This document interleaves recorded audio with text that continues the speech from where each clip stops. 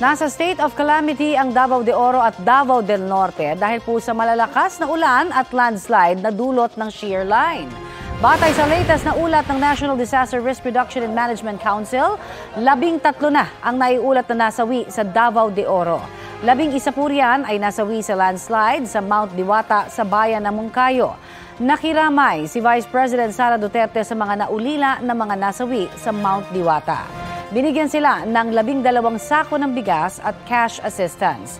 Meron ding 2 naiulat na nasawi at 2 pang nawawala sa Davao City. Sa Davao del Norte naman, mahigit 61,000 pamilya ang apektado. Kapuso, para sa mga maiinit na balita, mag-subscribe sa GMA Integrated News sa YouTube. Sa mga kapuso naman abroad, subaybayan nyo kami sa GMA Pinoy TV at sa www.gmanews.tv.